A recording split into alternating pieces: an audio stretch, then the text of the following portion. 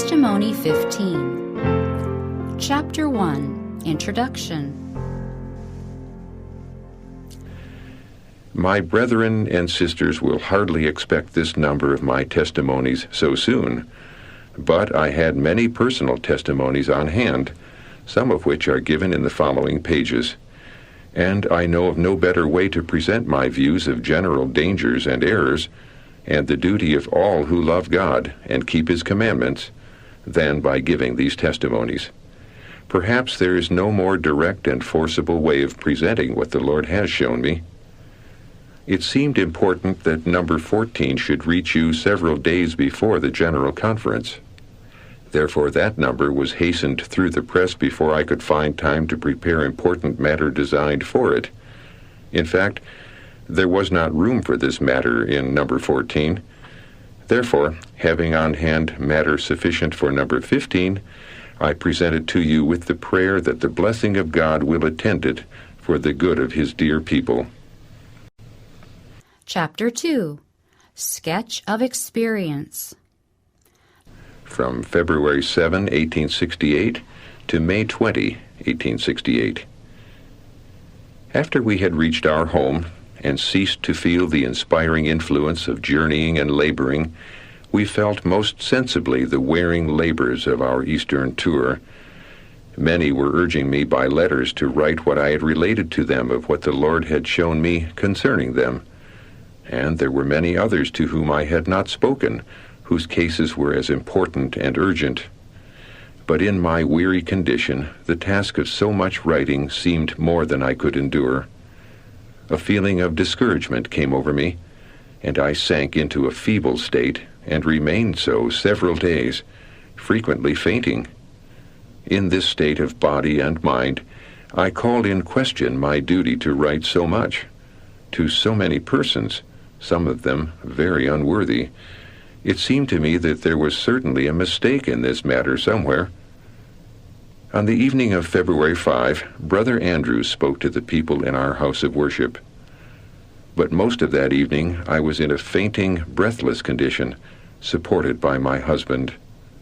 When Brother Andrews returned from the meeting, they had a special season of prayer for me, and I found some relief. That night I slept well, and in the morning, though feeble, felt wonderfully relieved and encouraged.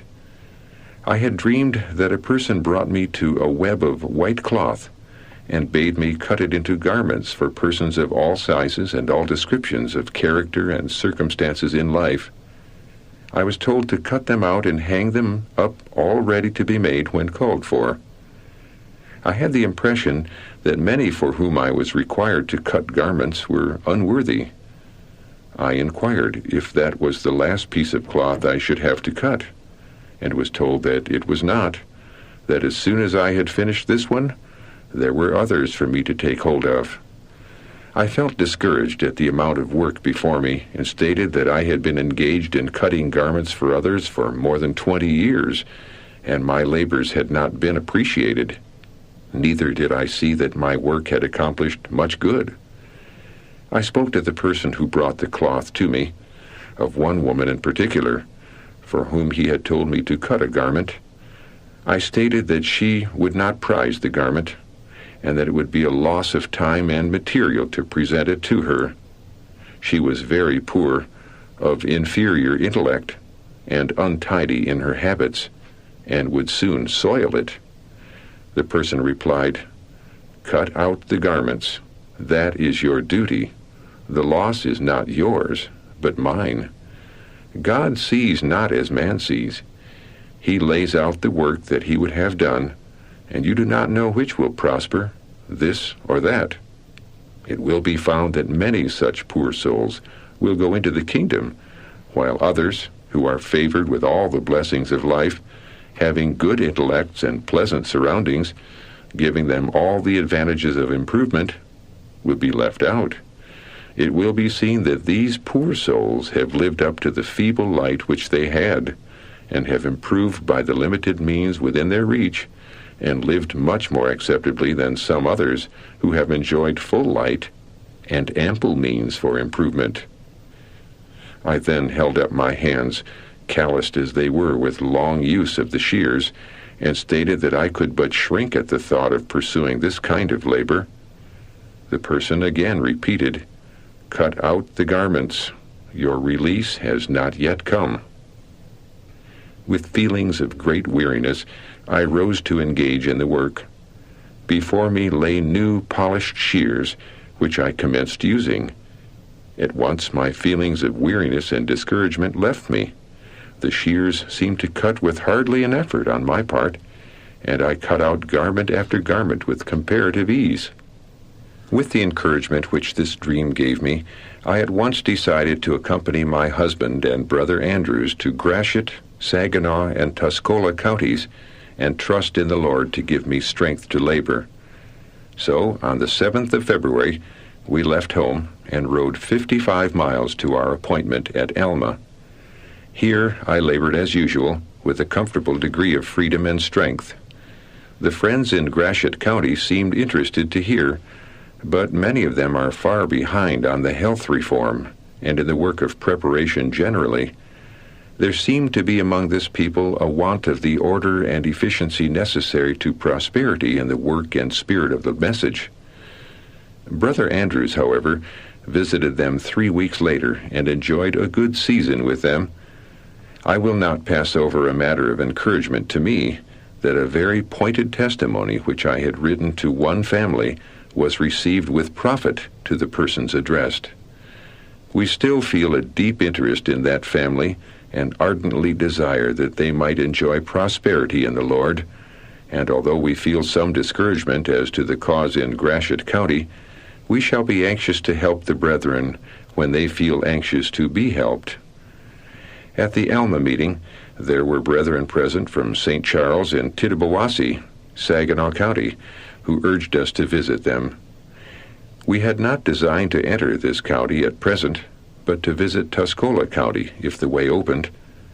Not hearing from Tuscola, we decided to visit Tittabawassee, and meantime write to Tuscola County and inquire if we were wanted there. At Tittabawassee we were happily disappointed to find a large house of worship, recently built by our people, well filled with Sabbath keepers. The brethren seemed ready for our testimony, and we enjoyed freedom. A great and good work had been done in this place through the faithful labors of Brother A. Much bitter opposition and persecution had followed, but this seemed to melt away with those who came to hear, and our labors seemed to make a good impression upon all. I attended 11 meetings in this place in 1 week, spoke several times from 1 to 2 hours, and took part in the other meetings. At one meeting, an effort was made to induce certain ones who observed the Sabbath to move forward and take up the cross. The duty before most of these was baptism. In my last vision, I saw places where the truth would be preached and bring out churches which we should visit. This was one of those places. I felt a peculiar interest for this people. The cases of certain ones in the congregation opened before me, and a spirit of labor for them came upon me, which I could not throw off. For about 3 hours I labored for them, most of the time appealing to them with feelings of the deepest solicitude. All took the cross on that occasion and came forward for prayers, and nearly all spoke. The next day, 15 were baptized. No one can visit this people without being impressed with the value of Brother A's faithful labors in this cause. His work is to enter places where the truth has not been proclaimed, and I hope our people will cease their efforts to draw him from his specific work. In the spirit of humility he can go forth, leaning upon the arm of the Lord, and rescue many souls from the powers of darkness. May the blessing of God still be with him. As our series of meetings in this place was near its close, Brother Spooner of Tuscola came for us to visit that county. We sent appointments by him as he returned on Monday, and we followed on Thursday after the baptism. At Vassar, we held our meeting Sabbath and First Day at the Union Schoolhouse. This was a free place in which to speak, and we saw good fruit of our labors. First day afternoon, about 30 backsliders and children who had made no profession came forward.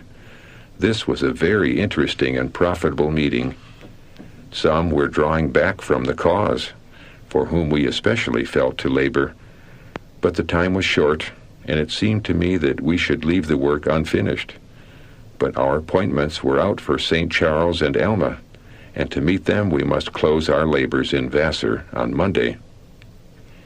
That night, what I had seen in vision concerning certain persons in Tuscola County was revived in a dream, and I was still more impressed that my work for that people was not done.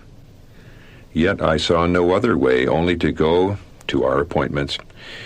Tuesday we journeyed 32 miles to St. Charles and stopped for the night with Brother Griggs.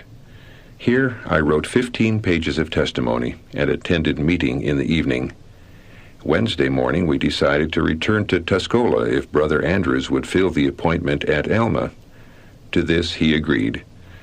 That morning I wrote 15 pages more, attended a meeting and spoke 1 hour, and we rode 33 miles with Brother and Sister Griggs to Brother Spooner's in Tuscola. Thursday morning we went to Watrasville, a distance of 16 miles. I wrote 16 pages and attended an evening meeting in which I gave a very pointed testimony to one present. The next morning I wrote 12 pages before breakfast and returned to Tuscola and wrote 8 pages more. Sabbath, my husband spoke in the forenoon, and I followed for 2 hours before taking food. The meeting was then closed for a few moments, and I took a little food, and afterward spoke in a social meeting for 1 hour, bearing pointed testimonies for several present. These testimonies were generally received with feelings of humility and gratitude. I cannot, however, say that all were so received. The next morning, as we were about to leave for the house of worship to engage in the arduous labors of the day, a sister for whom I had a testimony that she lacked discretion and caution, and did not fully control her words and actions, came in with her husband and manifested feelings of great unreconciliation and agitation. She commenced to talk and to weep. She murmured a little, and confessed a little, and justified self considerably. She had a wrong idea of many things I had stated to her. Her pride was touched as I brought out her faults in so public a manner. Here was evidently the main difficulty. But why should she feel thus? The brethren and sisters knew these things were so, therefore I was not informing them of anything new, but I doubt not that it was new to the sister herself. She did not know herself, and could not properly judge of her own words and acts. This is in a degree true of nearly all. Hence the necessity of faithful reproofs in the church, and the cultivation by all its members of love for the plain testimony. Her husband seemed to feel unreconciled to my bringing out her faults before the church, and stated that if Sister White had followed the directions of our Lord in Matthew chapter 18, verses 15 through 17, he should not have felt hurt. Moreover, if thy brother shall trespass against thee, go and tell him his fault between thee and him alone. If he shall hear thee, thou hast gained thy brother. But if he will not hear thee, then take with thee 1 or 2 more, that in the mouth of 2 or 3 witnesses every word may be established. And if he shall neglect to hear them, tell it unto the whole church. But if he neglect to hear the church, let him be unto thee as an heathen man and a publican. My husband then stated that he should understand that these words of our Lord had reference to cases of personal trespass, and could not be applied in the case of this sister. She had not trespassed against Sister White, but that which had been reproved publicly was public wrongs which threatened the prosperity of the church and the cause. Here, said my husband, is a text applicable to the case. 1 Timothy chapter 5, verse 20. Them that sin rebuke before all, that others also may fear. The brother acknowledged his error like a Christian, and seemed reconciled to the matter. It was evident that since the meeting of Sabbath afternoon, they had got many things about the matter wonderfully magnified and wrong. It was therefore proposed that the written testimony be read. When this was done, the sister who was reproved by it inquired, "Is that what you stated yesterday?" I replied that it was. She seemed surprised and quite reconciled to the written testimony. This I gave her, without reserving a copy. Here I did wrong, but I had such tender regard for her and her husband, and such ardent desires and hopes for their prosperity, that, in this case, I broke over an established custom. Already meeting time was passing, and we hastened 1.5 miles to the waiting congregation. The reader may judge whether the scene of that morning was well adapted to aid us in the collection of thought and nerve necessary to stand before the people. But who thinks of this? Some may, and show a little mercy, while the impulsive and careless will come with their burdens and trials, generally just before we are to speak, or when perfectly exhausted by speaking. My husband, however, summoned all his energies, and by request spoke with freedom on the law and the gospel. I had received an invitation to speak in the afternoon in the new house of worship recently built and dedicated by the Methodists. This commodious building was crowded, and many were obliged to stand. I spoke with freedom for about 1.5 hours upon the first of the 2 great commandments repeated by our Lord, and was surprised to learn that it was the same from which the Methodist minister had spoken in the forenoon. He and his people were present to hear what I had to say. In the evening we had a precious interview at Brother Spooner's with Brethren Miller, Hatch, and Haskell, and Sisters Sturgis, Bliss, Harrison, and Malin. We now felt that our work for the present time was done in Tuscola County. We became very much interested in this dear people, yet feared that the sister referred to, for whom I had a testimony, would let Satan take advantage of her and cause them trouble. I felt an earnest desire that she might view the matter in its true light. The course she had been pursuing was destroying her influence in the church and outside of it. But now, if she would receive the needed reproof, and humbly seek to improve by it, the church would take her anew into their hearts, and the people would think more of her Christianity. And what is better still, she could enjoy the approving smiles of her dear Redeemer.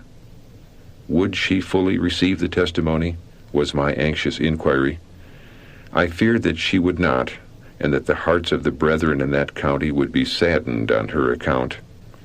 After returning home, I sent to her for a copy of the testimony, and on the 15th of April received the following, dated at Denmark, April 11, 1868.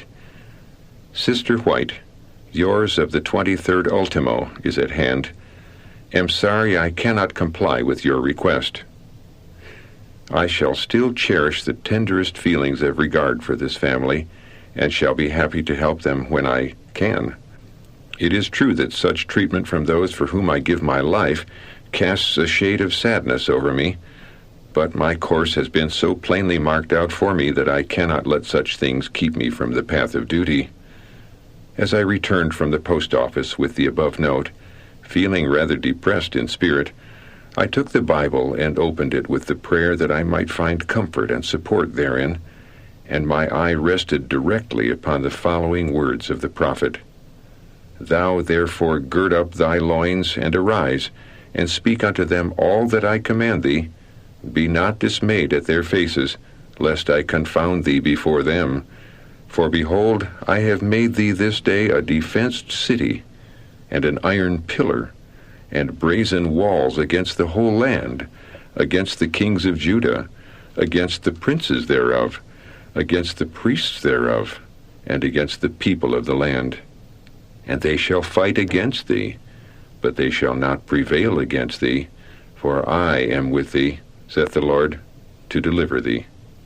Jeremiah chapter 1, verses 17 through 19. We returned home from this tour just before a great fall of rain which carried off the snow. This storm prevented the next Sabbath meeting, and I immediately commenced to prepare matter for testimony number 14. We also had the privilege of caring for our dear brother King, whom we brought to our home with a terrible injury upon the head and face. We took him to our house to die, for we could not think it possible for one with the skull so terribly broken in to recover.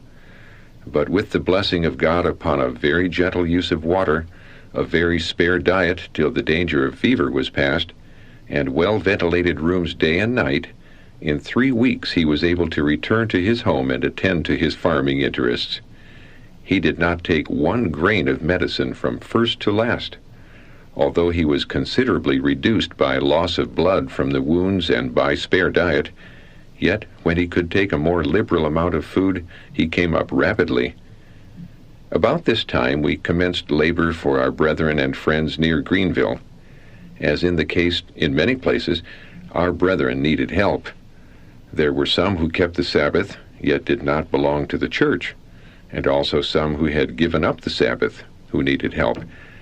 We felt disposed to help these poor souls, but the past course and present position of leading members of the church in relation to these persons made it almost impossible for us to approach them. In laboring with the erring, some of our brethren had been too rigid, too cutting in remarks, and when some were disposed to reject their counsel and separate from them, they would say, "Well, if they want to go off, let them go." While such a lack of the compassion and long-suffering and tenderness of Jesus was manifested by his professed followers, these poor, erring, inexperienced souls, buffeted by Satan, were certain to make shipwreck of faith. However great may be the wrongs and sins of the erring, our brethren must learn to manifest not only the tenderness of the great shepherd, but also his undying care and love for the poor, straying sheep. Our ministers toil and lecture week after week, and rejoice that a few souls embrace the truth. And yet brethren of a prompt, decided turn of mind may, in 5 minutes, destroy their work by indulging the feelings which prompt words like these: "Well, if they want to leave us, let them go.